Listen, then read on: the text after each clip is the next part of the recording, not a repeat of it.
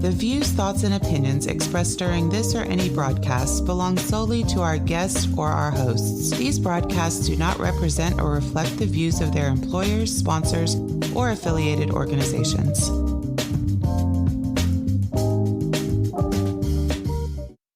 Welcome to the Flipboard EDU podcast with your host, William Jeffrey, where we collaborate, communicate, and educate with the greatest educators in the world on Flipboard. Let's start the show.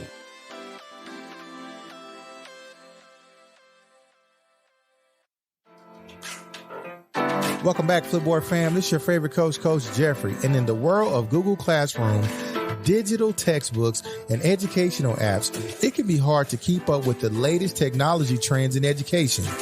One tool that is worth looking into is Flipboard, a social magazine platform that allows users to collect articles, images, and videos from across the web into customizable magazines. In fact, after using it myself for years, it inspired me to create this podcast.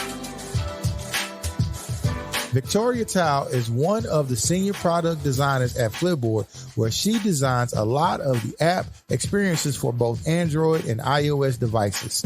She joined me on this show to talk about why Flipboard fits the needs of everyone, from building recipe books to curating classroom magazines. Flipboard is the Swiss Army knife of applications for mobile devices. Victoria shares with us that her job is really just to solve user problems and create solutions to those problems through design. That's powerful to me because that's what teachers do all day and every day. So in this episode, we speak to Victoria about working at Flipboard and designing the world's best app. We also discuss her involvement with coding clubs, supporting educators early in her career, and how that translates to what she does today. So, like we always do at this time, let's collaborate, communicate, and educate with the best educators in the world right here on Flipboard EDU Podcast.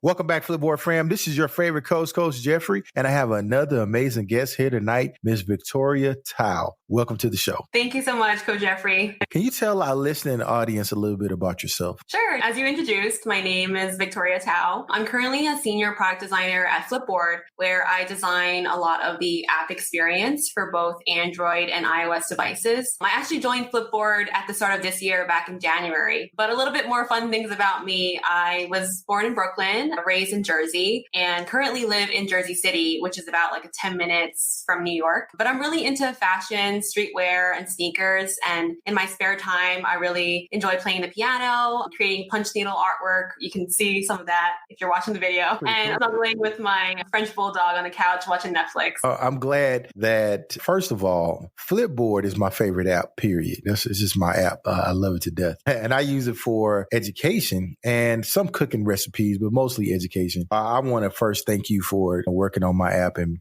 keeping it. Look, I said it's my app. I know I don't own it, but I feel like I do. What do you actually do as a senior product? So I'm a product designer. I think when people hear the word designer, they immediately associate that in their head. Design is all about the visuals, right? And so the visuals, or like the interface, is definitely something that I'm responsible for. And it's very important when designing, but it's also a lot more than just creating how something looks. As a product designer at Flipboard, my job is really to solve user problems and create solutions to those problems through design. To do that, we first have to really actually discover what those user problems actually are. And you might have a couple too that I would love to get into, but we really just want to help our users discover quality stories that they care about and engage with the community that we've created on Flipboard who share similar interests. Educators, as you mentioned, and food, recipes, tastemakers. My favorite part of the job is actually really listening to our users through a lot of user research, like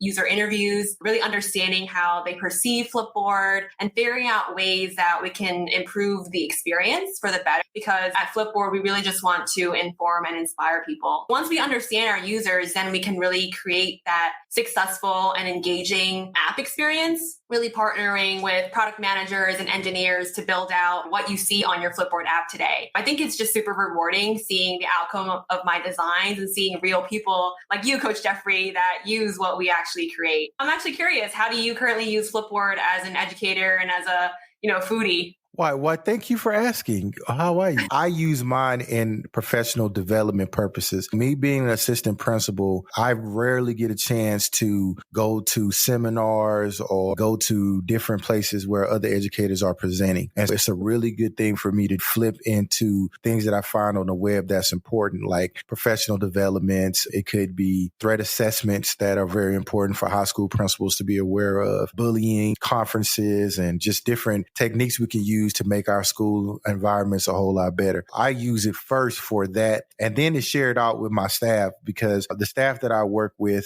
they are diverse learners. Getting them to go all over the web is a kind of a hard thing. And by just curating magazines and curating topics and then sending it to people, it seems to be super duper effective. What's weird is I started a new magazine just recently called Amazon Notebooks. And I just flipped certain Amazon notebooks into a Flipboard, and I send it to some people who choose these Amazon notebooks so that they can send it to their students so that they could purchase them. And it was very effective.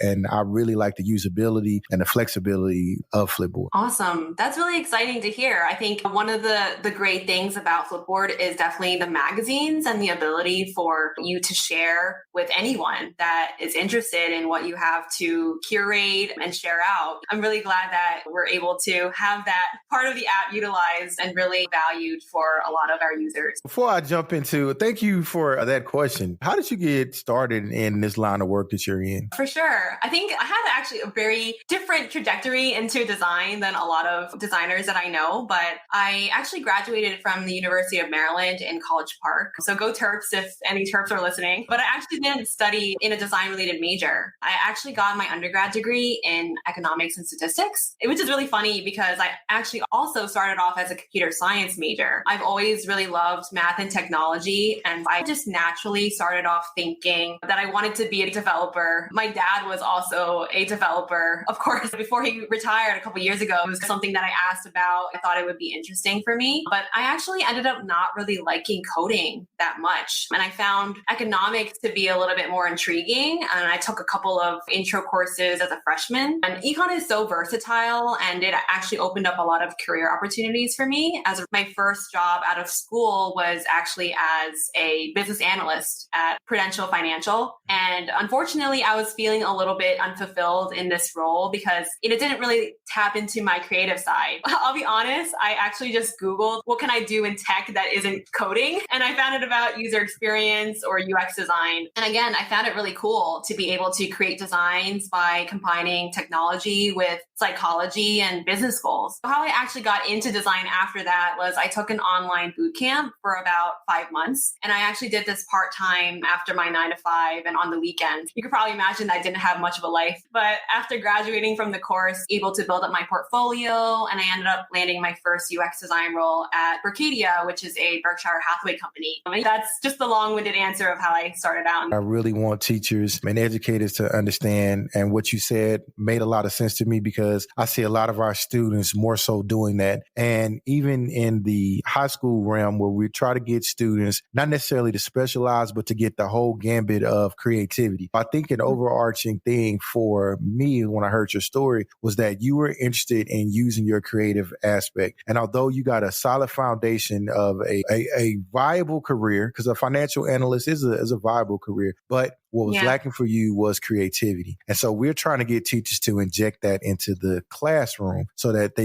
students can not necessarily waste time, but to hone in their skills early. Did I get that? No, I totally think so. I think one of the things that's really interesting with career paths is that a lot of people that I meet today, they don't actually do what they studied in college. So there's so many opportunities. And I think it's really about exploring, constantly learning, figuring out what's right for you. And I think that's really important to instill for kids and in school, especially for those that are lost in figuring out what they want to do when they go to college. That's pretty cool. Now, believe it or not, my undergraduate degree is biology pre-med, and I studied all the biology courses, and I thought I was going to school to be a pharmacist, and I took the PCAT, pharmacy technician exam, pharmacy exam, whatever that was, the test, and I failed it. And I graduated. I needed a job, and they were hiring teachers at this place to teach pharmacy tech because I had worked in a pharmacy while I was in college in my undergrad. Then I went there to go teach at this for-profit school, and I fell in love with teaching. And then I got my first master's in counseling education. Wow. And now I'm podcasting and a K-12 administrator. That's awesome.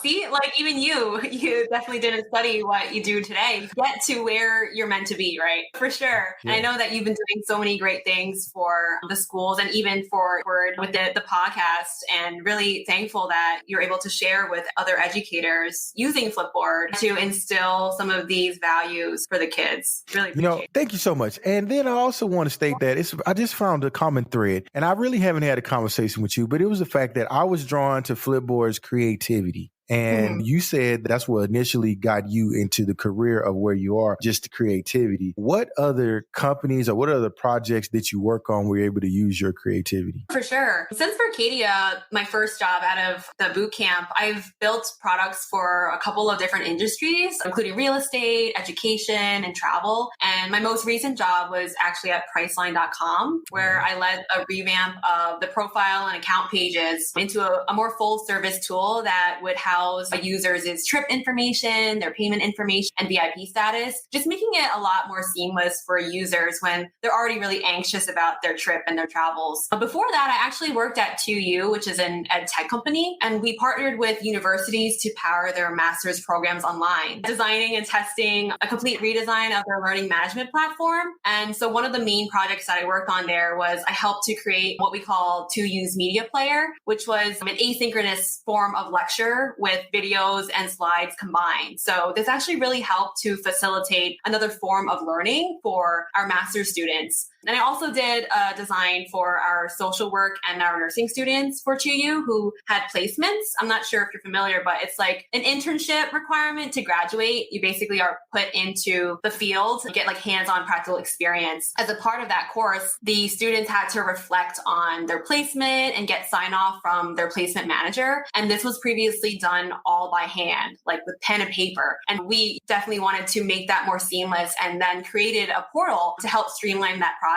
Aside from 2U, Flipboard, I think 2U was definitely one of my favorite jobs because I love education and I know you can relate to that. And I was previously a TA in college too and a mentor for the scholars program that I was in. I actually was a robotics teacher for a semester where I mentored a local middle school in Lego EV3 robotics, working with kids after school, promoting STEM education, problem solving. It definitely made learning fun and exciting for both me and the kids. I just wanted to share that since we're on this Flipboard EDU. You know what? I asked Crystal, because Crystal Vanderboom, for those of you who don't know, she helps us with the writing of the Educators blog. And I asked her, was it anything new at Flipboard? And she was like, I said, is anybody who I can interview? She was like, oh, I have a great person you can interview. And you right up my alley because I also was a STEM coach and coding and robotics club. That's amazing. So you guys had to do the Lego league? So we did. And one thing that was really fun was that we had like teams that we had, and I was like mentor for one team. It ended up being all girls. And so it was fun just battling it out and having fun just like at the end of it, making them fight each other with their robots. Now that I know that you had a little bit of piece of computer science from the teacher aspect of it, do you think that's an important component in high school that should be placed in all high schools and all secondary education, I should say? No, not even secondary education, from elementary on up. I think that's a great question. And I think technology is definitely surrounded. I can't even imagine a world anymore without technology helping to improve us and like even entertain us. And already at a young age, there's so many kids that are being exposed to their phones, their computers, YouTube, Google. So I personally do think it's really important to have some sort of foundation with technology. It doesn't even have to be specifically computer science or programming. But I think, as you mentioned, early exposure to STEM can really help students become more interested,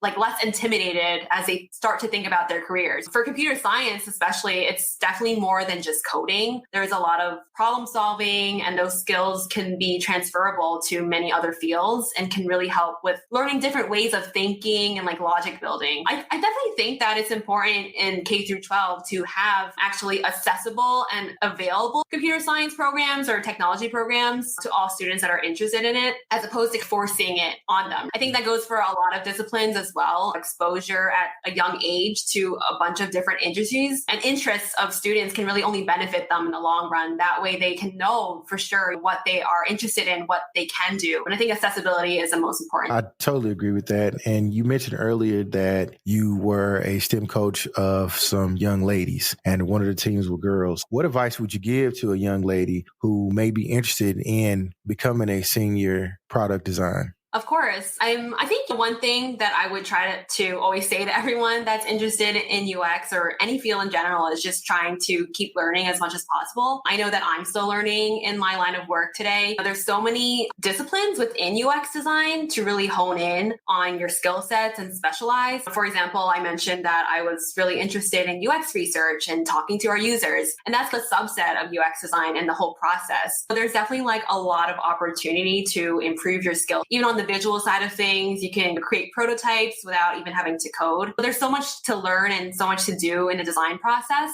And I also wanted to say, don't get discouraged. I know technology is still a very male-dominated industry, honestly. And I've definitely felt intimidated sometimes or feel a little bit of imposter syndrome that they call it when starting out. So sometimes it was hard for me to speak up. For me, I think communication and articulating and presenting your design skills was one of the most important things that I've learned throughout my career.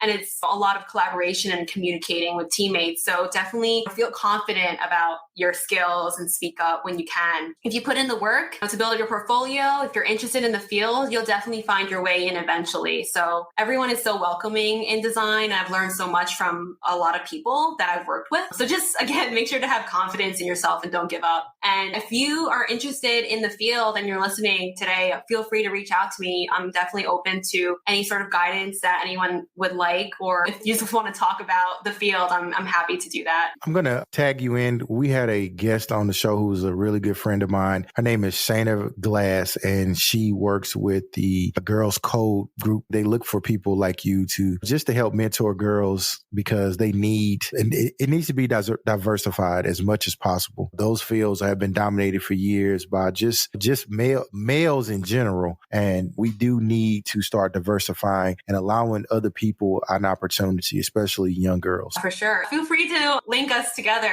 I would be happy to help mentor for that. Yes. So is there anything new at Flipboard that you could share with us? For sure. I've been working towards the personalization aspect for our users and really tailoring Flipboard to a user's specific passion. Maybe you're familiar with this already, but let me just pull it up. When you first open up your app, you actually land on the For You feed. And this is, of course, everything that you follow, as well as recommended content that recommending for you. But through user research, we heard that a lot of our users wanted a lot more control over the content that they saw. Our most recent launch was a very powerful feature for our users to be able to personalize their For You experience and get more control over the stories that they see. With the feature, you can actually now see like this tune icon at the top. And once you click on that, you can get a personalization card that you can then select a bunch of topics that you're interested in, want to see more about, or deselect topics that you're no longer interested in. I'm following like sneakers, fashion, Jersey City, technology, science, things like that. There's like over, I think, 30,000 topics on Flipboard. This feature really helps users get an even more personalized experience based on the interests of theirs. And something tangential to that is we had launched before personalized with those 30,000 topics that we provide. You're now able to actually follow specific topics you might be interested in. For example, like if you are maybe a science teacher and you want to narrow down your subtopics of science to whatever your curriculum is teaching of that day or something, for example, like astronomy, you can actually go into science now and you'll get that same tune icon at the right. When you open that up, you can actually select astronomy. And then all of your stories within science will be tailored to be more about astronomy. And it's so easily customizable and editable. If your next curriculum is now about biology, maybe that would be yours, Coach Jeffrey, after knowing your undergrad. But you can easily go back into science, deselect and select those subtabs again. So your Flipboard will automatically make those changes seamlessly. And I think that's been a really powerful tool. We've seen a lot of users use it with some pretty niche topics as well. I really hope that we can have as many people leverage this tool as much as possible. For the longest of time, it has been the Swiss Army knife of apps to me because there's so many things you can do with it. And I always just am enamored by how well it's designed. Prime example is we recently sold our house and we moved to a whole new city. And there was, under the personalization, the city actually, like the news of the city and the restaurants in that particular city that I now live in, it gives me like a whole news feed of all of that stuff. I was like, wow, because I think that's a newer feature that I didn't necessarily realize about a year ago. That's like a local feature that's like really personalized. For sure. And I didn't personally work on that feature, but my awesome teammates did. And that was actually something that we did earlier this year where we expanded upon the local news offerings to, I think it's like 1,000 cities now. So that's definitely great because you can really just get local news tailored to where you're living at. And so that's great. Victoria, where can our guests find you at on social media? Sure. You can find me on LinkedIn under my name, Victoria Tao. I also have a portfolio that you can check out. It's victoria.com. It's my last name inside Victoria. You can find me on there and feel free again to reach out, DM me if you're interested in chatting further. Yes. I really thank you for coming on the show and talking with us. And I just want to tell you, thank you for all the work that you all do at Flipboard. It's an amazing app and I want everybody to use it because it's amazing. And thank you for all the work that you have put into it. Of course. Thank you so much for having me today. And thank you again for being such a supporter of Flipboard. Me and the team really appreciate it. Thank you. Thank you. It's time for Flip Tips. Today's Flip Tip is brought to us by Janet Spire.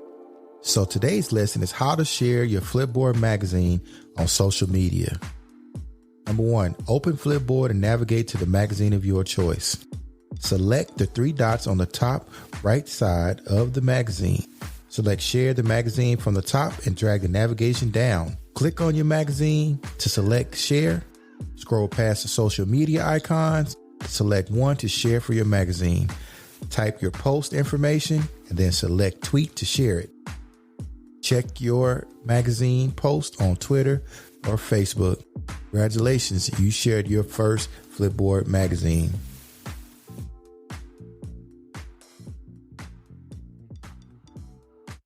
Are you looking to detox and or boost your immune system? Well, look no further. Do we have the 411 for you? That's right, 411 Immunity. Products are all natural and from the earth, geared to provide healthier options to boost your immune system, detox your body, skin, and generate amazing energy. Order your tea, skincare, or sea moss today at 411immunity.com. That's 411 IMMUNI-TEA.com. Are you a teacher who wants to start a podcast? The Podcast Planner for Teachers is your go-to resource for planning and brainstorming. It's packed with templates, worksheets, and checklists that will help you plan out your show from beginning to end.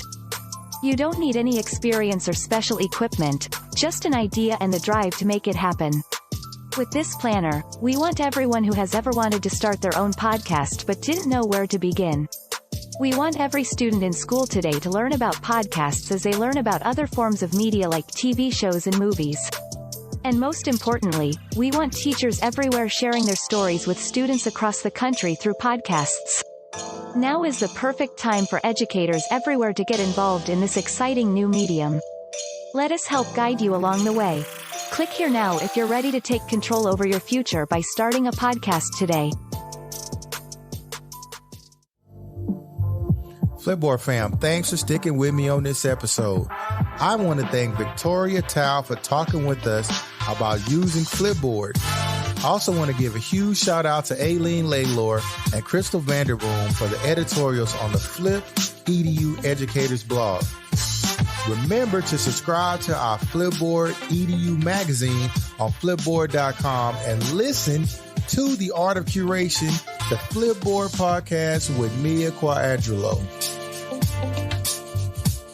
Don't forget to share our podcast with an educator or a colleague. Our podcast is available globally and everywhere you listen to podcasts. So until next time, family,